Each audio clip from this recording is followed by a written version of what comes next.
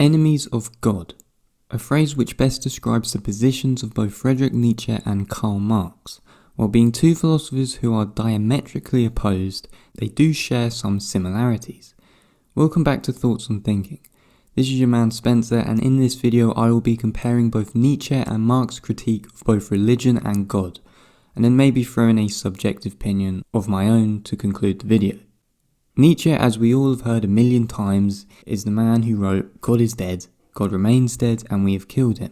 But to really get into where his interesting views on God and Christianity and religion lie, we need to dig much deeper into his philosophy. Before his fall into illness, Nietzsche wrote one of his final books, The Antichrist, in 1895.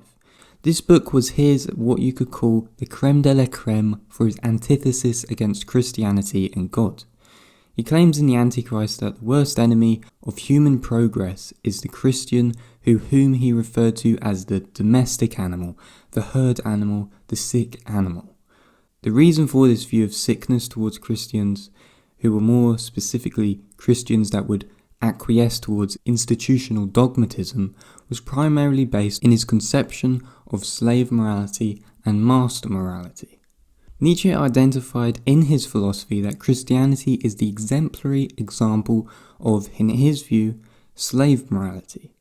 But what is this fundamental concept? Nietzsche believed within basic societal functions that there were two types of morality, slave morality and master morality. To simplify, master morality basically values pride and power, while slave morality values kindness, empathy, and sympathy. Master morality judges actions as good or bad, which would be in relation to virtues of the higher or noble man, while slave morality, on the other hand, would judge by a scale of good or evil intentions. This dichotomy is analogous to the herd being slave morality and higher man or ruler being representative of master morality. These two moralities fundamentally contradict each other. For example, power and pride versus kindness and empathy, or wealth, glory, and ambition versus kindness, patience, and generosity. So why does Nietzsche see Christianity as slave morality? It can be summed up simply to this.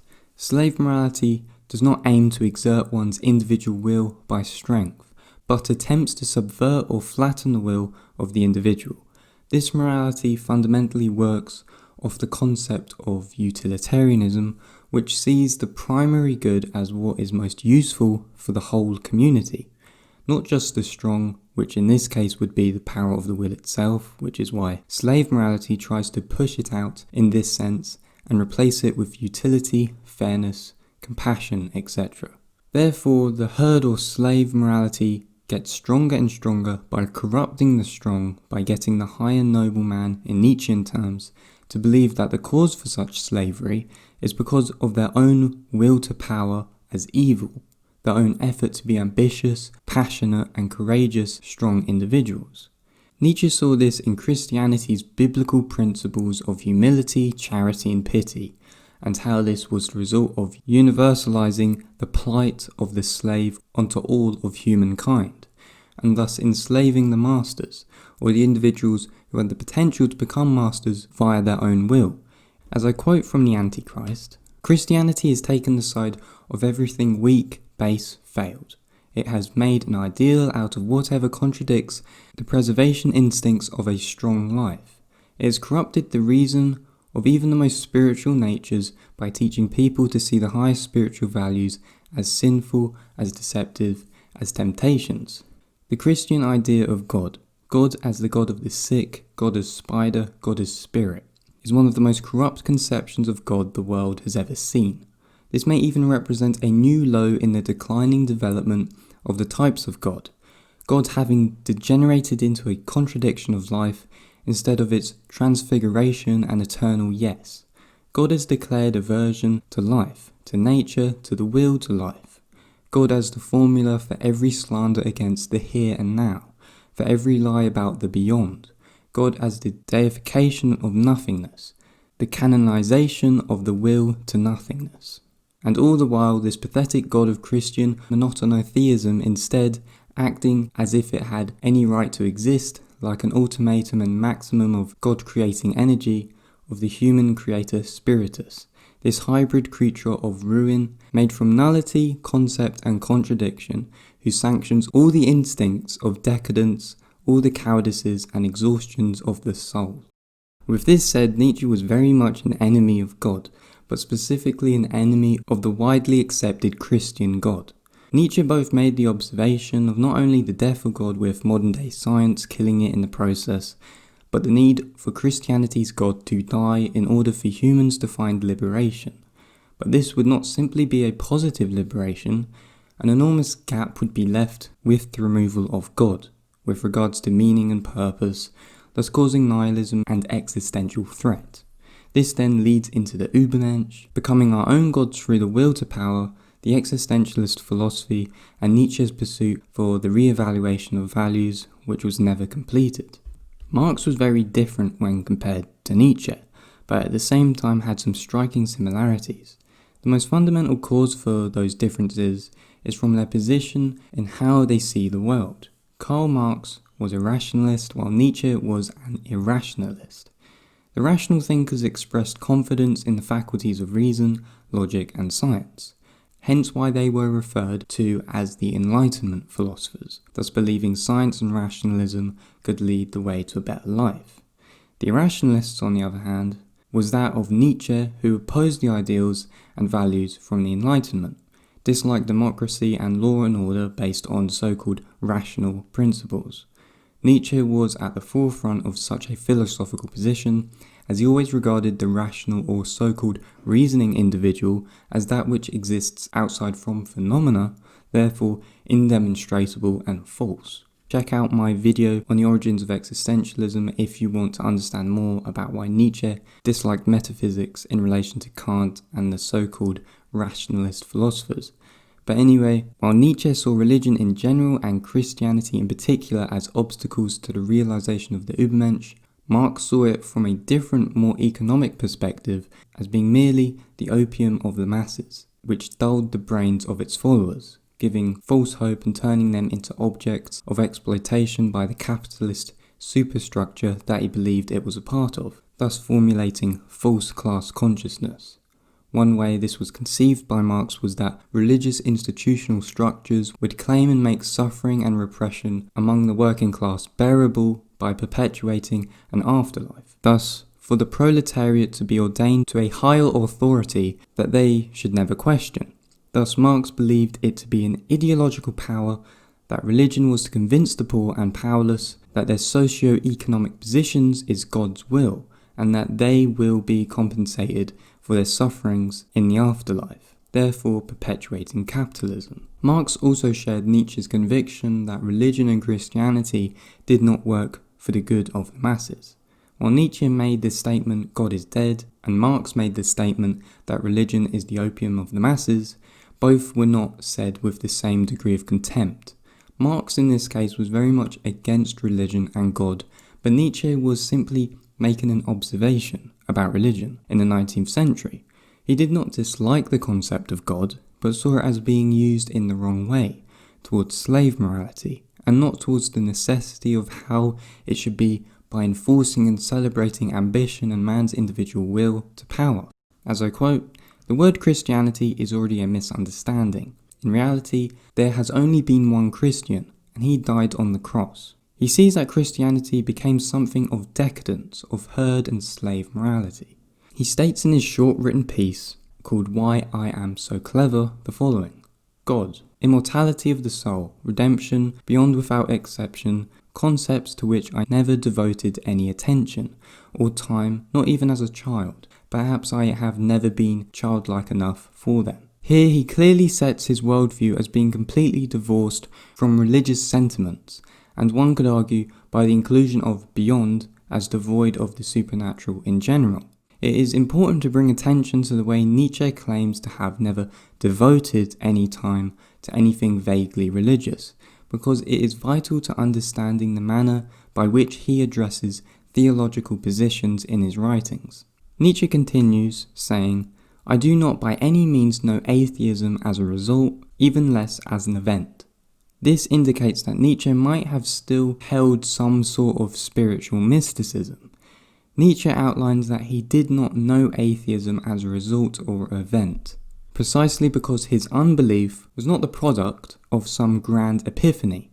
He did not lose faith because he never had it to begin with. He goes on to explain, "It is a matter of course for me from instinct. I am too inquisitive, too questionable, too exuberant to stand for any gross answer." End quote. For Nietzsche, disbelief is his natural disposition in life, and the outcome from his own character. His inquisitive nature demands him not to accept anything more than that. Marx, on the other hand, I believe, got something fundamentally wrong with religion. He claimed that religion nor God would be needed in a communist world or country. However, attempts to suppress religion in communist countries have not been successful at all. In fact, it was predicted in 2015 that China would be one of the world's most Christian nations by 2030. This, along with examples from Russia as well, show that Marx's initial premise that religion is purely a system from the upper class within the superstructure, used primarily as an objective ideological manipulator, is simply wrong. Neither does he acknowledge the benefits of religion and how his objective claim about religion itself are not very valid outside of Christianity in relation to religions which don't relate to an external divine authority and are often not interested in the socio-economic structure, such as individualized New Age religious movements, Eastern religions, Buddhism, Taoism, and many others. This simply shows that Marx did not understand the a priori purpose behind religion, how its interest is dedicated around the unknown, speculative nature and reasoning for why the world is as it is. It is based on interests that have haunted man's consciousness for many, many years. But it would be stupid to ignore the power of authority behind religious movements or particular churches in faith. For example, how the Church of England is funded by the monarchy and is extremely wealthy, especially in relation to how much land holding is associated with and dealings in share markets, and how all the bishops of the Church of England all have a seat in the House of Lords. So there's definitely obvious ideology and power behind specific religious institutions. But overall, with that aside, I think Karl Marx's explanation for the a priori purpose for religion, of that being based on socio-economics and power structures, is simply wrong to a large degree in my opinion. As I quote, "Religion is the sigh of the oppressed creature, the heart of a heartless world and the soul of soulless conditions. It is the opium of the people." End quote. But for me, in this sense, I see this as being both true and false in relation to the quote.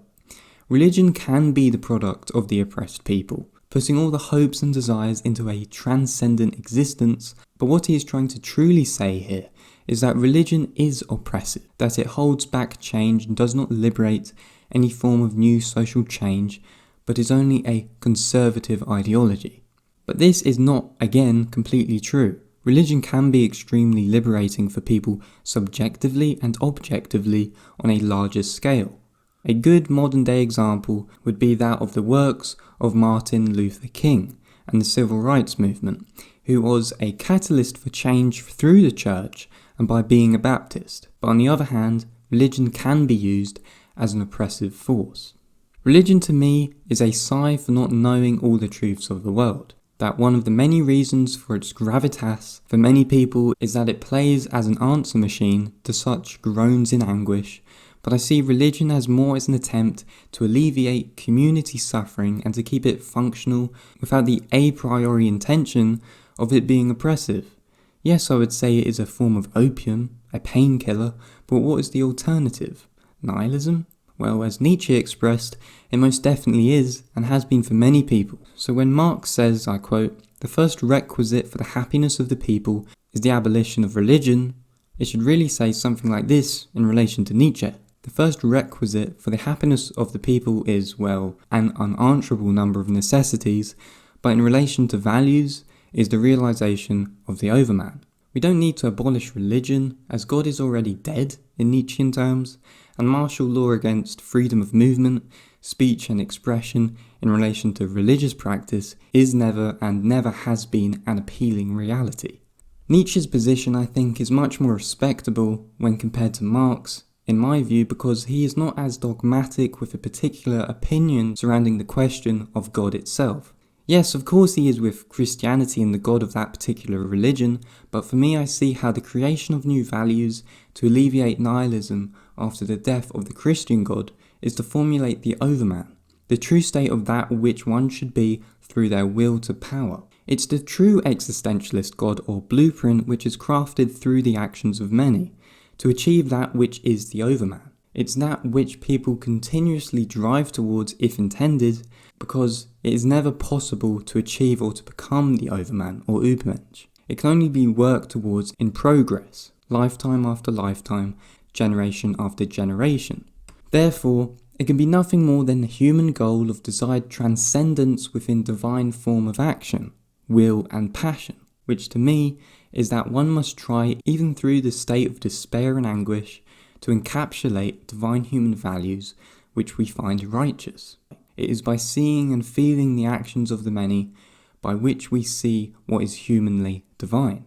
It is the existentialist God of human action which Nietzsche desires, and in my view, so should others if to live in a state where all the domes of enchantment maintain themselves only in a state of crumbling succession. Nietzsche, through this analysis, was very much a poetic atheist, who paradoxically used language in divine description to rid earth of all unearthly gods, to acknowledge through writing that the most essential way forward for mankind is to train its way towards an indefinite form of human divinity. If you enjoyed this video, make sure to like, comment and subscribe. Links to my social medias, such as Instagram, Twitter and Patreon, will be in the comments and description section below. Before I end this video, I just want to quickly say a massive thank you to all the subscribers, because I am completely blown away by the attention that this channel has gotten over the past week. Something like 1.5 thousand subscribers a day, which is manic in all forms of the word. I have so many cool plans for this channel. I'm talking about, a website, podcasts, interviews and all other things. So thanks for coming along. I'll speak to you in the next video.